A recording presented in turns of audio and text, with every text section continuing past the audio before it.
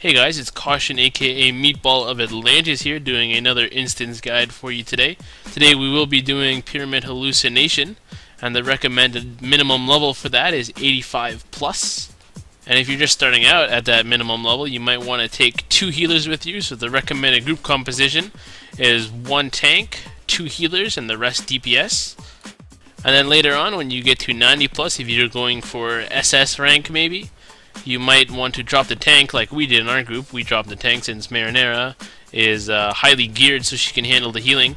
And we are at the northwest entrance, which is for the Queen's lair, to go attack her. There are 4 entrances to enter. The northeast brings you to the Scorpion guy, Molms, or whatever his name is, the Behemoth's lair. He's the hardest one. You probably don't want to enter him at all if you can avoid it. Southeast is our buddy Priest. That's the most common one. I think we went to Queen this time because there was another group at Priest that we have to race against. And at the southwest we have Prince. He's like the 3rd guy you would go to. I would say the order that you would want to go to is Prince first. Then if you don't get Prince, or I mean Priest first, and then if you don't get Priest, you want to go to the Queen. And if you don't get Queen, you want to go to Prince, and then if you absolutely have to, I guess you can do Behemoth Slayer, the guy at the northeast, the big scorpion that hits like a truck. But yeah, that's the location of the 4 bosses. They spawn on the hour, every hour, and basically you enter a little maze type thing, and you have to kill these really easy mobs. You can solo them if you wanted to. It doesn't really need a tank to gather them up or anything. As you see, they hit me for 27 only. And they drop keys. Now, your party needs a total of 10 keys altogether. And you're going to be seeing my party type in chat however many keys they have. It is better to count up as a group because it prevents a lot of confusion, or have one guy count the total and whatnot. And you'll see that going on in the party chat. And once we reach 10, we will run to the hand in so that we can go fight Queen. This whole event isn't a race, by the way, so you'll be racing against other parties to get to the end boss first. And the first party to down the end boss will have the opportunity to fight Set. And then if you down Set in under 10 minutes, you get SS rank, and you get a nice reward, life pendant, which is the charm piece of the Oracle set. You see my character actually kind of bugging out here. I don't know what he's running towards. I think he's running towards that mob. And we actually got 10 pretty quickly, so we are well on our way to SS rank. And this guy seems to be lagged out. Kick-Ass kind of lagging out here, kind of making us panic. I'm shitting bricks. So yeah, you are in a race against other players, so it's kind of based on luck, this part of keys. And you know, if you're going for SS rank, some days you just get unlucky on keys and you don't get too good timing to get that SS rank. But we are going for it. We are pretty good on keys. We are getting some good luck there. So once Kick-Ass finds his way over to the hand in for keys, we will be able to enter. Looks like he's finally making his way over now. And yeah, once again we are running 5 DPS. You're going to want at least 2 Slayers because that single target DPS does make a huge difference if you're racing against the clock on the boss. I think in this given group we have all Slayers except for myself, which is a mage, and if I wasn't the party leader, it'd probably be another Slayer, to be honest. And then my girlfriend, the healer. So we're just going to come into Queen. She has an AoE just like the Giza version of herself, except it's a bit stronger in here. So if you are just entering and you're level 85, you're going to want probably 2 healers if you're having trouble keeping up with that massive amount of mana drain from the AoE heal at 85. So yeah, regardless of which boss you enter in Pyramid Hallucination, all of them have the same mechanics as Giza, and you will definitely have done Giza by the time you try and do Hallucination. Giza is fairly easy. You shouldn't have too much trouble in there, so you know, you'll understand the boss mechanics for all the bosses once you're in there, and you'll be able to understand what the boss fights in here are going to be like, except they're a little bit more beefy and dangerous.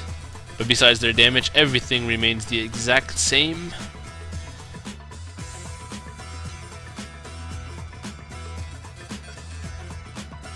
So yeah, you'll see with the chat, I'm telling my party that I'll be pressing the portal as soon as it opens, so make sure you have room in your inventory. And everyone already does have auto loot on, the salary feather, because every group will automatically ask you to have that on when you enter here, so it loots the keys easily, and you don't accidentally miss one that screws your party over. So everyone does have their auto loot on, and as soon as it pops, I'm going to press the portal.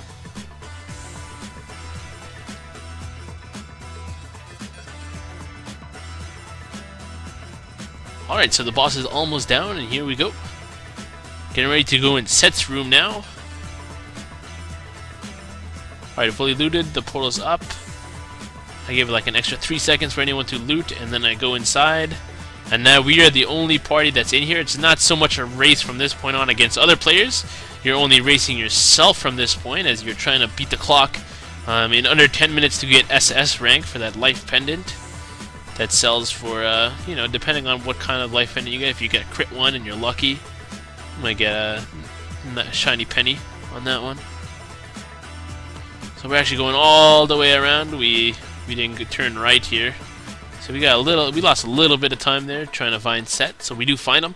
Now Set is pretty dangerous if you don't have a lot of HP. It's hard. He hits hard as heck.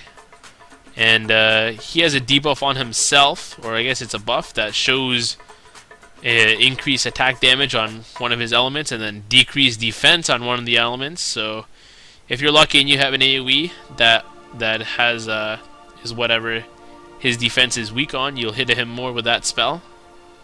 So yeah, boss mechanics for Set. Basically he's going to do some crazy AoEs that will hit potentially up to 17k on you. Which is quite scary, and he might hit them consecutively, especially if he's almost about to die, so he might, you know, crit you for quite a lot of damage. So make sure your healers are aware of this and are ready to act swiftly.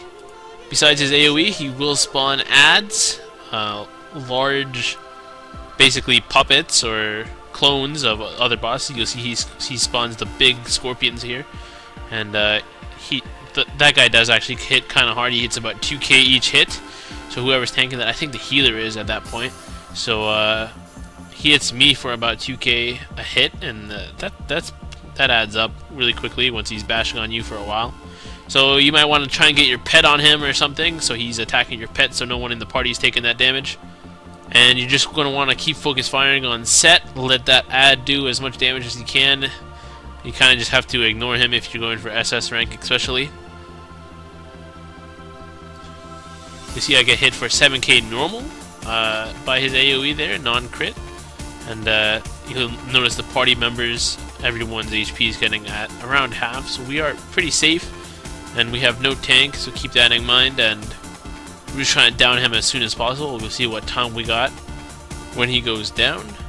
Keep in mind we're aiming for under 10 minutes for the SS rank and that awesome life pendant or the charm of the Oracle set. And we'll see what we get as he dies here. And we do get SS rank with 8 minutes and 7 seconds. It's pretty good. We beat it by about 2 minutes. We got pretty lucky on those keys. And I'll fast forward here now to where you hand it in. You hand it in at the Expedition Center, near where you enter the Hall of Illusion to enter one of the portals. So here we are at this NPC that you enter Hall of Illusion with, and you click on him and click Receive Racing Reward, and you'll see I got a life pendant with crit strike, so I did get kind of lucky on that one. I can sell that one for quite a bit. And if you do not get SS rank, you get some Valhalla Avenger rep, which is not so bad. Rep will never hurt you. And but good luck on your SG and your pendants, guys. That's all for the guide today. MeatbaIl of Atlantis signing out.